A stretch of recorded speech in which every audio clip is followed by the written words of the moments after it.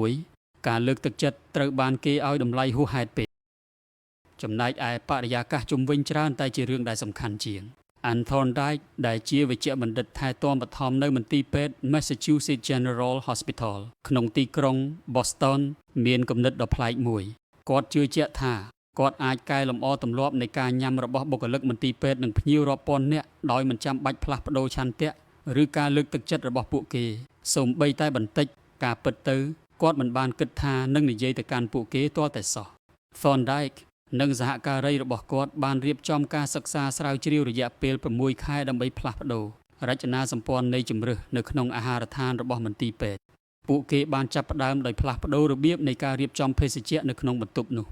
កាលពីដំបូងឡើយទូទឹកកកដែលនៅក្បែរកន្លែងគិតលុយក្នុងអាហារដ្ឋានគឺមានផ្ទុកតែភេសជ្ជៈកំប៉ុងប៉ុណ្ណោះក្រុមអ្នកស្រាវជ្រាវបានបន្ថែមទឹកបរិសុទ្ធជាជម្រើសមួយទៅក្នុងទូទឹកកកនីមួយៗលើសពីនេះទៅទៀតពួកគេបានដាក់កន្ត្រកទឹកបរិសុទ្ធដបនៅក្បែរកន្លែងដាក់អាហារនៅជុំវិញបន្ទប់នោះភេសជ្ជៈកំប៉ុងនៅតែមាននៅក្នុងទូទឹកកកធំៗដដែលប៉ុន្តែពេលនេះទឹកបរិសុទ្ធមាននៅគ្រប់ទីកន្លែងដែលមានភេសជ្ជៈក្នុងរយៈពេល3ខែបន្ទាប់ចំនួននៃការលក់ភេសជ្ជៈកំប៉ុងនៅមន្ទីរពេទ្យបានធ្លាក់ចុះ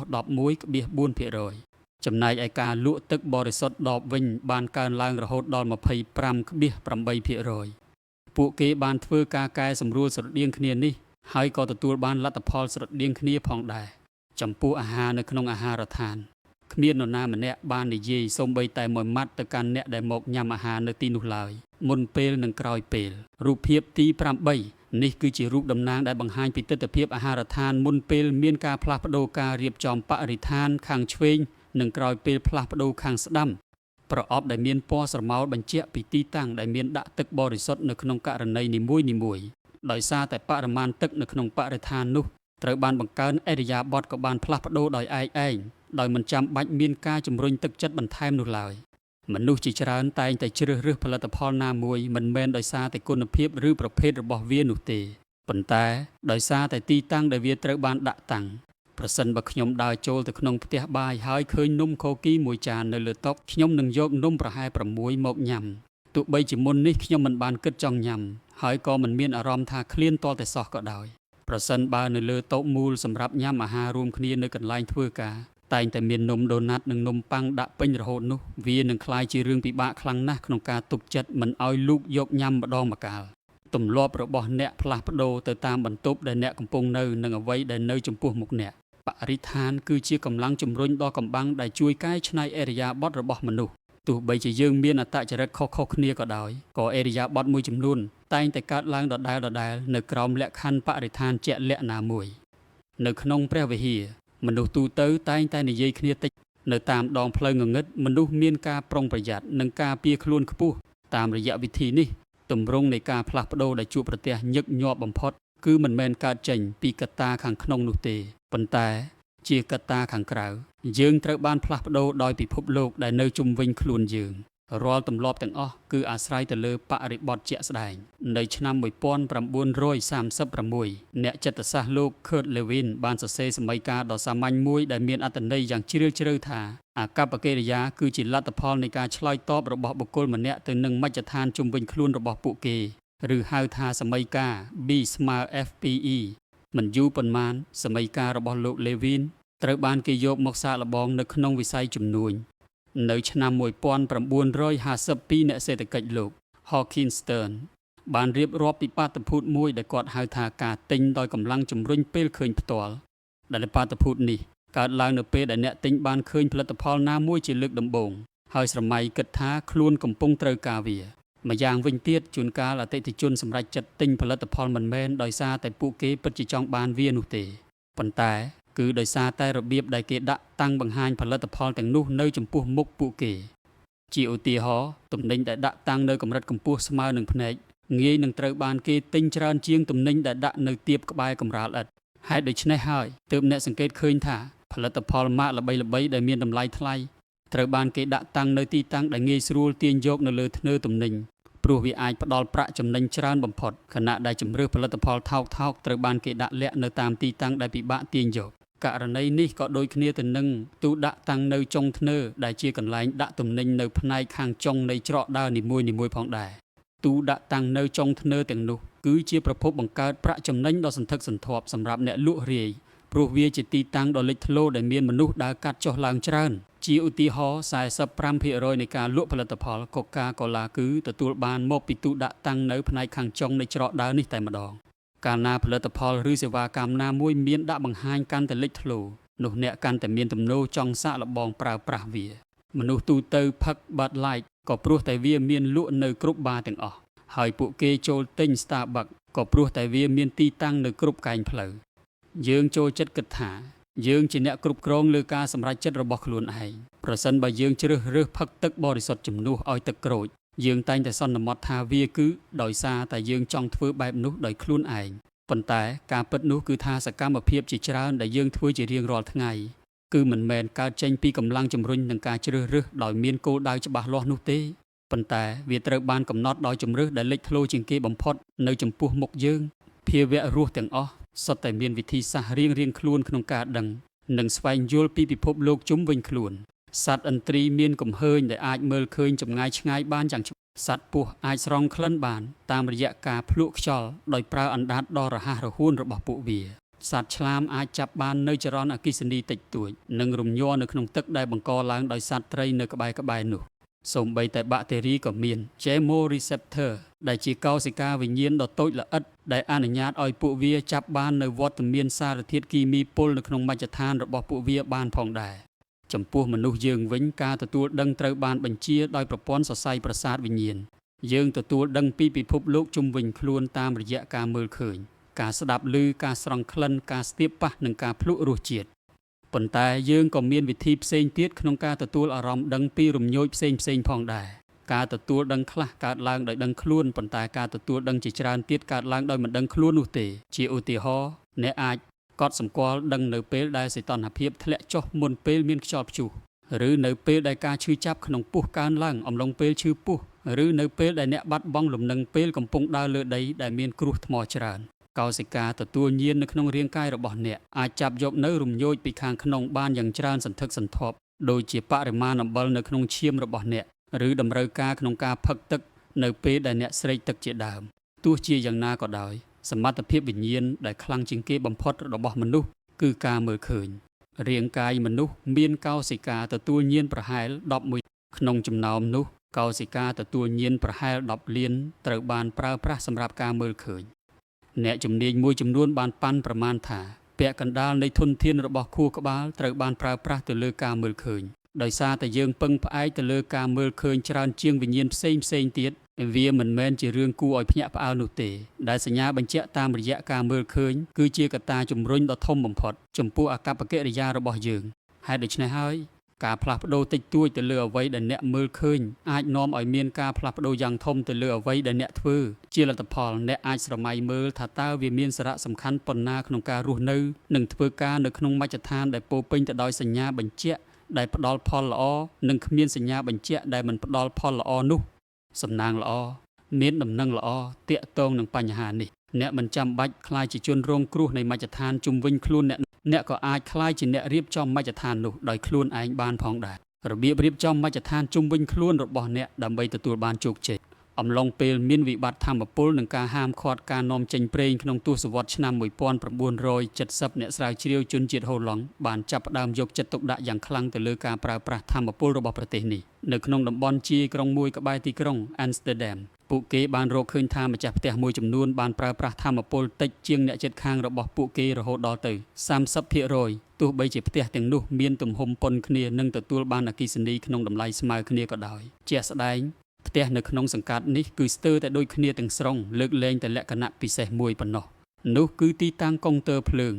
ផ្ទះខ្លះមានកុងទ័រភ្លើងនៅជាន់ក្រោមដីខណៈដែលផ្ទះខ្លះទៀតមានកុងទ័រភ្លើងនៅជាន់ខាងលើតាមច្រករបៀងធំដោយដែលអ្នកអាចទាយបានផ្ទះដែលមានកុងទ័រភ្លើងនៅតាមច្រករបៀងធំគឺប្រើប្រាស់អគ្គិសនីតិចជាងនៅពេលដែលការប្រើប្រាស់ថាមពលរបស់ពួកគេបង្ហាញឡើងយ៉ាងច្បាស់និងងាយស្រួលក្នុងការតាមដាននោះពួកគេក៏បានផ្លាស់ប្ដូរអាកប្បកិរិយារបស់ខ្លួនរាល់ទម្លាប់ទាំងអស់តែងតែផ្ដើមចេញពីសញ្ញាបញ្ជាក់មួយ ហើយយើងងាយនឹងកត់សម្គាល់ឃើញនៅសញ្ញាបញ្ជាក់ណាដែលលេចធ្លោជាងគេគួរឲ្យស្ដាយមជ្ឈដ្ឋានដែលយើងរស់នៅនឹងធ្វើការជារឿយៗតែងតែធ្វើឲ្យយើងងាយនឹងមិនធ្វើសកម្មភាពមួយចំនួនដោយសារតែវាគ្មានសញ្ញាបញ្ជាក់ច្បាស់លាស់ដើម្បីជំរុញឲ្យយើងបញ្ចេញអាកប្បកិរិយានោះទេវាងាយស្រួលណាស់ក្នុងការមិនហាត់លេងហ្គីតានៅពេលដែលវាត្រូវបានគេទុកចោលក្នុងទូសម្លៀកបំពាក់វាងាយណាស់ក្នុងការមិនអានសៀវភៅនៅពេលដែលធ្នើសៀវភៅស្ថិតនៅកៀនជ្រុងនៃបន្ទប់ទទួលភ្ញៀវវាក៏ងាយស្រួលណាស់ដែរក្នុងការមិនផឹកវីតាមីននៅពេលដែលវាត្រូវបានគេទុកនៅឆ្ងាយពីភ្នែកក្នុងទូដាក់ម្ហូបនៅពេលដែលសញ្ញាបញ្ជាក់ដែលជំរុញឲ្យមានទម្លាប់ណាមួយមានសភាពមិនសូវច្បាស់ឬត្រូវបានលាក់បាំងនោះវាងាយនឹងត្រូវបានគេមើលរំលងណាស់ផ្ទុយទៅវិញការបង្កើតសញ្ញាបញ្ជាក់តាមរយៈការមើលឃើញឲ្យបានច្បាស់លាស់អាចទាញចំណាប់អារម្មណ៍របស់អ្នកទៅរកទម្លាប់ដែលអ្នកចង់បាននៅដើមទសវត្សរ៍ឆ្នាំ1900 90បុគ្គលិកសម្អាតនៅអាកាសយានដ្ឋាន Schiphol ក្នុងទីក្រុង Amsterdam បានបិទស្ទីគ័រតូចមួយដែលមានរូបរាងដូចសត្វរុយនៅចំកណ្ដាលបង្គន់នោមបរិះនីមួយៗជាក់ស្ដែងនៅពេលដែលបរិះដើរចូលទៅនោមពួកគេបានតម្រង់នោមទៅរកអ្វីដែលពួកគេគិតថាជាសត្វល្អិតនោះស្ទីគ័រទាំងនោះបានធ្វើឲ្យពួកគេនោមចំគោលដៅបានល្អជាងមុននិងកាត់បន្ថយការនោមប្រឡាក់ចេញក្រៅជុំវិញបង្គន់បានយ៉ាងច្រើនសន្ធឹកសន្ធាប់ការវិភាគបន្ថែមបានបង្ហាញថាស្ទីគ័រទាំងនោះបានជួយកាត់បន្ថយការចំណាយលើការសម្អាតបន្ទប់ទឹកបានរហូតដល់ទៅ 8% ក្នុងមួយឆ្នាំខ្ញុំផ្ទាល់ក៏ធ្លាប់ឆ្លងកាត់បទពិសោធន៍អំពីឥទ្ធិពលនៃសញ្ញាបញ្ជាក់ដ៏ច្បាស់លាស់ទាំងនេះនៅក្នុងជីវិតរបស់ខ្ញុំផងដែរខ្ញុំធ្លាប់ទិញផ្លែប៉ោមពីហាងរួចយកវាទៅទុកនៅក្នុងថតរក្សាភាពស្រស់នៅផ្នែកខាងក្រោមនៃទូទឹកកកហើយក៏ភ្លេចវាឈឹងតែម្ដងទម្រាំតែខ្ញុំនឹកឃើញផ្លែប៉ោមទាំងនោះក៏បានខូចអស់បាត់ទៅហើយដោយសារតែខ្ញុំមិនដែលមើលឃើញវាទើបខ្ញុំមិនដែលបានញ៉ាំវាទីបំផុតខ្ញុំបានអនុវត្តតាមដំបូន្មានខ្លួនឯងហើយក៏បានរៀបចំមជ្ឈដ្ឋានជុំវិញខ្លួនខ្ញុំឡើងវិញខ្ញុំបានទិញចានគោមធំមួយរួចយកវាទៅដាក់នៅចំកណ្ដាលតុផ្ទះបាយពេលក្រោយដែលខ្ញុំទិញផ្លែប៉ោមមកទៀតខ្ញុំបានដាក់វានៅក្នុងចានគោមនោះឯងដែលជាកន្លែងបើកចំហមួយដែលខ្ញុំអាចមើលឃើញវាបានយ៉ាងច្បាស់ហាក់ដូចជាមានវេទមន្តខ្ញុំចាប់ផ្ដើមញ៉ាំផ្លែប៉ោមពី3ផ្លែជារៀងរាល់ថ្ងៃគ្រាន់តែដោយសារតែវាស្ថិតនៅចំពោះមុខយ៉ាងច្បាស់លាស់ជំនួសឲ្យការទុកវានៅឆ្ងាយពីភ្នែកខាងក្រោមនេះគឺជាវិធីសាស្ត្រមួយចំនួនដែលអ្នកអាចរៀបចំមជ្ឈដ្ឋានជុំវិញខ្លួនរបស់អ្នកឡើងវិញនិងធ្វើឲ្យសញ្ញាបញ្ជាក់សម្រាប់ទម្លាប់ដែលអ្នកចង់បានកាន់តែមានភាពច្បាស់លាស់ជាងមុនប្រសិនបើអ្នកចង់ចាំពីការលេបថ្នាំជារៀងរាល់យប់ចូលដាក់ដបថ្នាំរបស់អ្នកឲ្យនៅគៀកក្បែរក្បាលរ៉ូប៊ីននៃលាងដៃក្នុងបន្ទប់ទឹកតែម្ដងប្រសិនបើអ្នកចង់ហាត់លេងហ្គីតាឲ្យបានញឹកញាប់ជាងមុនចូលដាក់ជើងទម្រហ្គីតារបស់អ្នកនៅចំកណ្ដាលបន្ទប់ទទួលភ្ញៀវប្រសិនបើអ្នកចង់ចាំពីការផ្ញើកាតថ្លែងអំណរគុណឲ្យបានច្រើនជាងមុនចូលដាក់ក្រដាសសរសេរមួយដុំទុកនៅលើតុធ្វើការរបស់អ្នកប្រសិនបើអ្នកចង់ផឹកទឹកឲ្យបានច្រើនជាងមុនចូលច្រកទឹកឲ្យពេញដបពី3ជារៀងរាល់ព្រឹករួចយកវាទៅដាក់នៅតាមទីតាំងដែលអ្នកឧស្សាហ៍ដើរកាត់នៅក្នុងផ្ទះប្រសិនបើអ្នកចង់ឲ្យទម្លាប់ណាមួយคล้ายជាផ្នែកមួយដ៏ធំនៅក្នុងជីវិតរបស់អ្នកចូលធ្វើឲ្យសញ្ញាបញ្ជាក់នៃទម្លាប់នោះคล้ายជាផ្នែកមួយដ៏ធំនៅក្នុងមជ្ឈដ្ឋានជុំវិញខ្លួនរបស់អ្នកអាកប្បកិរិយាដែលមនុស្សបញ្ចេញជាប់លាប់បំផុតជាទូទៅតែងតែមានសញ្ញាបញ្ជាក់ជាច្រើនសាកល្បងគិតមើលថាតើមានវិធីប្លែកៗគ្នាប៉ុន្មានដែលអាចជំរុញឲ្យអ្នកជក់បារីទាញបារីមកជក់បានពេលកំពុងបើកបរឡានពេលឃើញមិត្តភ័ក្តិជក់បារីពេលមានអារម្មណ៍តានតឹងនៅកន្លែងធ្វើការនិងស្ថានភាពផ្សេងៗជាច្រើនទៀតយុទ្ធសាស្ត្រដូចគ្នានេះក៏អាចត្រូវបានយកមកប្រើប្រាស់សម្រាប់ទម្លាប់ល្អៗផងដែរតាមរយៈការដាក់រាយសញ្ញាជំរុញនៅពាសពេញមជ្ឈដ្ឋានជុំវិញខ្លួនអ្នកអាចបង្កើនឱកាសក្នុងការនឹកឃើញដល់ទម្លាប់របស់អ្នកពេញមួយថ្ងៃត្រូវប្រកាសថាជំរើសដ៏ល្អបំផុតគឺជាជំរើសដែលលេចធ្លោជាងគេបំផុត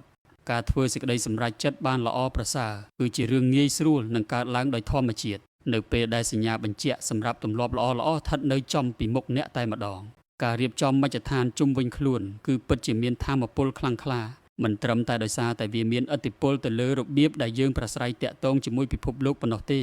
ប៉ុន្តែក៏ដោយសារតែយើងកម្រនឹងធ្វើវាផងដែរមនុស្សភាគច្រើនរស់នៅក្នុងពិភពលោកមួយដែលអ្នកដទៃបានបង្កើតឡើងសម្រាប់ពួកគេប៉ុន្តែអ្នកអាចកែប្រែទីកន្លែងដែលអ្នករស់នៅនឹងធ្វើការដើម្បីបង្កើនការជួបប្រទះនឹងសញ្ញាបញ្ជាក់ល្អៗនិងកាត់បន្ថយការជួបប្រទះនឹងសញ្ញាបញ្ជាក់មិនល្អនានាការរៀបចំមជ្ឈដ្ឋានជុំវិញខ្លួនអនុញ្ញាតឲ្យអ្នកដណ្ដើមយកការគ្រប់គ្រងមកវិញនិងក្លាយជាស្ថាបត្យករនៃជីវិតរបស់អ្នកផ្ទាល់ចូលក្លាយជាអ្នករចនាពិភពលោករបស់អ្នកហើយកុំធ្វើត្រឹមតែជាអ្នករងចាំទទួលយកវាតែមួយមុខឲ្យសោះ បរិបទគឺជាសញ្ញាបញ្ជាក់ដែលជំរុញឲ្យមានទម្លាប់ណាមួយអាចចាប់ផ្ដើមឡើងក្នុងទម្រង់ជារឿងជាក់លាក់មួយប៉ុន្តែយូរទៅទម្លាប់របស់អ្នកនឹងក្លាយជាមានទំនាក់ទំនងមិនត្រឹមតែជាមួយនឹងកត្តាជំរុញតែមួយមុខនោះទេប៉ុន្តែគឺជាមួយនឹងបរិបទទាំងមូលដែលនៅជុំវិញអាកប្បកិរិយានោះតែម្ដងជាឧទាហរណ៍មនុស្សជាច្រើនផឹកគ្រឿងស្រវឹងច្រើនជាងមុននៅពេលមានការជួបជុំសង្គមបើប្រៀបធៀបទៅនឹងពេលដែលពួកគេផឹកតែម្នាក់ឯងកត្តាជំរុញកម្រនឹងជាសញ្ញាបញ្ជាក់តែមួយណាស់ផ្ទុយទៅវិញវាគឺជាស្ថានភាពទាំងមូលតែម្ដងការឃើញមិត្តភ័ក្តិរបស់អ្នកកំងភេសជ្ជៈការឮសំឡេងតន្ត្រីនៅក្នុងបារនិងការឃើញស្រាបៀរដែលគេកំពុងចាក់ចេញពីធុងជាដើមនៅក្នុងគំនិតរបស់យើងតែងតែកំណត់ភ្ជាប់ទម្លាប់របស់ខ្លួនទៅនឹងទីតាំងដែលពួកវាកើតឡើងនៅផ្ទះនៅកន្លែងធ្វើការឬនៅកន្លែងហាត់ប្រាណជាដើមទីតាំងនីមួយៗតែងតែបង្កើតបាននៅទំនាក់ទំនងមួយជាមួយនឹងទម្លាប់ប្រចាំថ្ងៃជាក់លាក់ណាមួយអ្នកបង្កើតនៅទំនាក់ទំនងពិសេសមួយជាមួយនឹងវត្ថុដែលនៅលើតុធ្វើការរបស់របរនៅលើតុផ្ទះបាយនិងរបស់របរនៅក្នុងបន្ទប់គេងរបស់អ្នកអាកប្បកិរិយារបស់យើងមិនត្រូវបានកំណត់ដោយវត្ថុផ្សេងនៅក្នុងមជ្ឈដ្ឋាននោះទេប៉ុន្តែវាត្រូវបានកំណត់ដោយទំនាក់ទំនងរបស់យើងជាមួយនឹងវត្ថុទាំងនោះតាមពិតទៅនេះគឺជាវិធីដ៏មានប្រយោជន៍មួយក្នុងការគិតពីឥទ្ធិពលនៃមជ្ឈដ្ឋានមកលើអាកប្បកិរិយារបស់អ្នកចូលឈប់គិតថាមជ្ឈដ្ឋានរបស់អ្នកពោពេញទៅដោយវត្ថុផ្សេងទៀតទៅហើយចាប់ផ្ដើមគិតថាវាពោពេញទៅដោយទំនាក់ទំនងវិញម្ដងចូលគិតពីរបៀបដែលអ្នកមានអន្តរកម្មជាមួយនឹងទីកន្លែងនៅជុំវិញខ្លួនអ្នកសម្រាប់មនុស្សម្នាក់សាឡុងគឺជាកន្លែងដែលគាត់អង្គុយអានសៀវភៅ1ម៉ោងជារៀងរាល់យប់សម្រាប់មនុស្សម្នាក់ទៀតសាឡុងអាចជាកន្លែងដែលគាត់មើលទូរទស្សន៍និងញ៉ាំការ៉េមួយចានបន្ទាប់ពីត្រឡប់មកពីធ្វើការវិញមនុស្សផ្សេងគ្នាអាចមានការចងចាំផ្សេងគ្នាហើយដូច្នេះក៏មានទម្លាប់ផ្សេងគ្នាផងដែរដែលផ្សារភ្ជាប់ទៅនឹងទីកន្លែងតែមួយដំណឹងល្អគឺថាអ្នកអាចបង្ហាត់ខ្លួនឯងឲ្យផ្សារភ្ជាប់ទម្លាប់ណាមួយទៅនឹងបរិបទជាក់លាក់ណាមួយបាននៅក្នុងការសិក្សាស្រាវជ្រាវមួយអ្នកវិទ្យាសាស្ត្របានណែនាំអ្នកដែលមានជំងឺគេងមិនលក់ឲ្យចូលគេងលុះត្រាតែពួកគេមានអារម្មណ៍ថាអស់កម្លាំងងងុយគេងប៉ុណ្ណោះប្រសិនបើពួកគេមិនអាចគេងលក់ទេ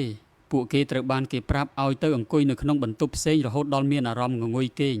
យូរទៅអ្នកចូលរួមក្នុងការសាកល្បងទាំងនោះចាប់ផ្ដើមផ្សារភ្ជាប់បរិបទនៃក្រេរបស់ពួកគេជាមួយនឹងសកម្មភាពនៃការគេងហើយវាក៏កាន់តែងាយស្រួលក្នុងការគេងលក់បានលឿននៅពេលដែលពួកគេឡើងលើក្រេខួរក្បាលរបស់ពួកគេបានយល់ថាការគេងមិនមែនការចុចទូរស័ព្ទមិនមែនការមើលទូរទស្សន៍មិនមែនការសម្លឹងមើលនាឡិកាគឺជាសកម្មភាពតែមួយគត់ដែលកើតឡើងនៅក្នុងបន្ទប់នោះថាមពលនៃបរិបទក៏បានបង្ហាញពីយុទ្ធសាស្ត្រដ៏សំខាន់មួយផងដែរទម្លាប់អាចមានភាពងាយស្រួលក្នុងការផ្លាស់ប្ដូរនៅពេលស្ថិតក្នុងមជ្ឈដ្ឋានថ្មីមួយវាជួយឲ្យអ្នកគេចផុតពីកត្តាជំរុញនិងសញ្ញាបញ្ជាក់តូចដែលតែងតែទាញអ្នកឲ្យទៅធ្វើទម្លាប់បច្ចុប្បន្នរបស់អ្នកចូលទៅកាន់ទីកន្លែងថ្មីមួយដូចជាហាងកាហ្វេផ្សេងកៅអីអង្គុយនៅក្នុងសួនច្បារ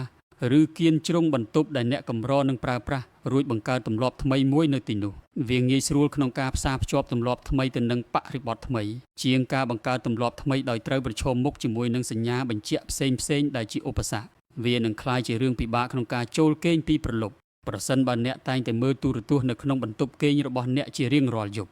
វាក៏ពិបាកនឹងរៀនសូត្រនៅក្នុងបន្ទប់ទទួលភ្ញៀវដោយមិនមានការរំខានអារម្មណ៍ផងដែរប្រសិនបើទីនោះគឺជាកន្លែងដែលអ្នកតែងតែអង្គុយលេងវីដេអូហ្គេម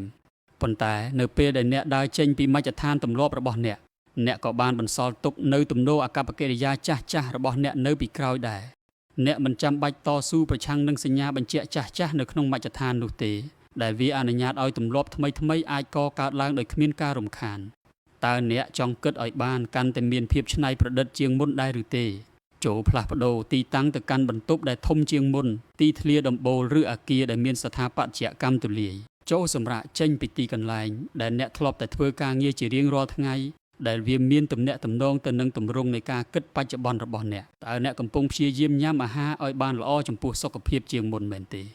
វាអាចទៅរួចដែរថាអ្នកតែងតែដើរទិញទំនិញតាមទម្លាប់ដោយមិនបាច់គិតនៅឯផ្សារទំនើបដែលអ្នកធ្លាប់ទៅប្រចាំចូលសាកល្បងទៅទិញនៅហាងលក់គ្រឿងទេសថ្មីមួយផ្សេងទៀតអ្នកអាចនឹងយល់ថាវាងាយស្រួលជាងមុនក្នុងការជៀសវាងអាហារដែលមិនល្អចំពោះសុខភាពនៅពេលដែលខួរក្បាលរបស់អ្នកមិនដឹងដោយស្វ័យប្រវត្តិថាអាហារទាំងនោះស្ថិតនៅទីតាំងណានៅក្នុងហាងនៅពេលដែលអ្នកមិនអាចផ្លាស់ប្ដូរទៅកាន់មជ្ឈដ្ឋានថ្មីស្រឡាងមួយបានទេ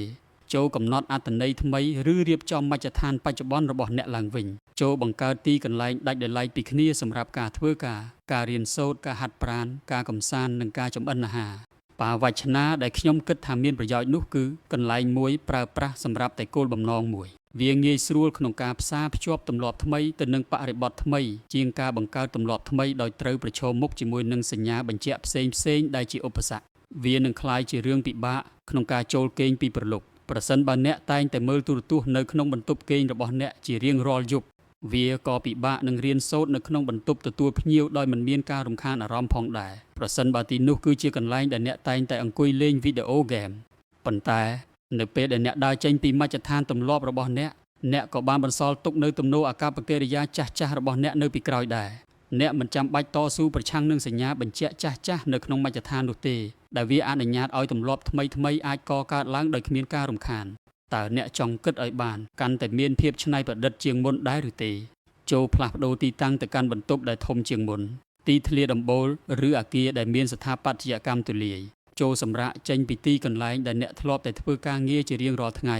ដែលវាមានទំនាក់ទំនងទៅនឹងទម្រង់នៃការគិតបច្ចុប្បន្នរបស់អ្នកតើអ្នកកំពុងព្យាយាមញ៉ាំអាហារឲ្យបានល្អចំពោះសុខភាពជាងមុនមែនទេវាអាចទៅរួចដោយថាអ្នកតែងតែដើរទិញទំនិញតាមទម្លាប់ដោយមិនបាច់គិតនៅឯផ្សារទំនើបដែលអ្នកធ្លាប់ទៅប្រចាំចូលសាកល្បងទៅទិញនៅហាងលក់គ្រឿងទេសថ្មីមួយផ្សេងទៀតអ្នកអាចនឹងយល់ថាវាងាយស្រួលជាងមុនក្នុងការជៀសវាងអាហារដែលមិនល្អចំពោះសុខភាពនៅពេលដែលខួរក្បាលរបស់អ្នកមិនដឹងដោយស្វ័យប្រវត្តិថាអាហារទាំងនោះស្ថិតនៅទីតាំងណានៅក្នុងហាងនៅពេលដែលអ្នកមិនអាចផ្លាស់ប្ដូរទៅកាន់មជ្ឈដ្ឋានថ្មីស្រឡាងមួយបានទេចូលកំណត់អត្ថន័យថ្មីឬរៀបចំមជ្ឈដ្ឋានបច្ចុប្បន្នរបស់អ្នកឡើងវិញចូលបង្កើតទីកន្លែងដាច់ដោយឡែកពីគ្នាសម្រាប់ការធ្វើការរៀនសូត្រការហាត់ប្រាណការកម្សាន្តនិងការចម្អិនអាហារបាវចនាដែលខ្ញុំគិតថាមានប្រយោជន៍នោះគឺកន្លែងមួយប្រើប្រាស់សម្រាប់តែគោលបំណងមួយប្រសិនបើអ្នកអាចព្យាយាមអនុវត្តតាមយុទ្ធសាស្ត្រនេះបានជាប់លាប់នោះបរិបទនីមួយៗនឹងក្លាយជាមានទំនាក់ទំនងទៅនឹងទម្លាប់និងទម្រង់នៃការគិតជាក់លាក់ណាមួយទម្លាប់តែងតែកកើតបានយ៉ាងល្អនៅក្រោមស្ថានភាពដែលអាចប៉ាន់ស្មានដឹងមុនបានដូចជាករណីនេះឯងការផ្ដោតអារម្មណ៍នឹងកើតឡើងដោយស្វ័យប្រវត្តិនៅពេលដែលអ្នកអង្គុយនៅតុធ្វើការរបស់អ្នកការលំហែអារម្មណ៍កាន់តែងាយស្រួលនៅពេលដែលអ្នកស្ថិតនៅក្នុងទីកន្លែងដែលត្រូវបានរៀបចំឡើងសម្រាប់គោលបំណងនោះការគេងលក់កើតឡើងយ៉ាងឆាប់រហ័សនៅពេលដែលការគេងគឺជារឿងតែមួយគត់ដែលកើតឡើងនៅក្នុងបន្ទប់គេងរបស់អ្នកប្រសិនបើអ្នកចង់បានអាកប្បកិរិយាដែលមានស្ថិរភាពនិងអាចប៉ាន់ស្មានដឹងមុនបានអ្នកក៏ត្រូវការមជ្ឈដ្ឋានដែលមានស្ថិរភាពនិងអាចប៉ាន់ស្មានដឹងមុនបានផងដែរមជ្ឈដ្ឋានដែលមានស្ថិរភាពដែលរាល់វត្ថុទាំងអស់សុទ្ធតែមានកន្លែងទុកដាក់និងគោលបំណងច្បាស់លាស់គឺជាមជ្ឈដ្ឋានដែលទម្លាប់អាចកកើតឡើងបានយ៉ាងងាយស្រួលសេចក្តីសង្ខេបប្រចាំជំពូកការផ្លាស់ប្ដូរតិចតួចនៅក្នុងបរិបទអាចនាំឲ្យមានការផ្លាស់ប្ដូរយ៉ាងធំទៅលើអាកប្បកិរិយានៅពេលយូរទៅរាល់ទម្លាប់ទាំងអស់ត្រូវបានផ្ដើមឡើងដោយសញ្ញាបញ្ជាក់មួយយើងងាយនឹងកត់សម្គាល់ឃើញសញ្ញាបញ្ជាក់ណាដែលលេចធ្លោចូលធ្វើឲ្យសញ្ញាបញ្ជាក់នៃទម្លាប់ល្អមានភាពលេចធ្លោនៅក្នុងមជ្ឈដ្ឋានរបស់អ្នកបន្តិចម្ដងទម្លាប់របស់អ្នកនឹងក្លាយជាមានទំនាក់ទំនងមិនត្រឹមតែជាមួយនឹងកត្តាជំរុញតែមួយមុខនោះទេប៉ុន្តែគឺជាមួយនឹងបរិបទទាំងមូលដែលនៅជុំវិញអាកប្បកិរិយានោះតែម្ដងបរិបទនោះហើយដែលនឹងក្លាយជាសញ្ញាបញ្ជាក់វាកាន់តែងាយស្រួលក្នុងការបង្កើតទម្លាប់ថ្មីនៅក្នុងមជ្ឈដ្ឋានថ្មីមួយពីព្រោះអ្នកមិនចាំបាច់តស៊ូប្រឆាំងនឹងសញ្ញាបញ្ជាក់ចាស់ៗ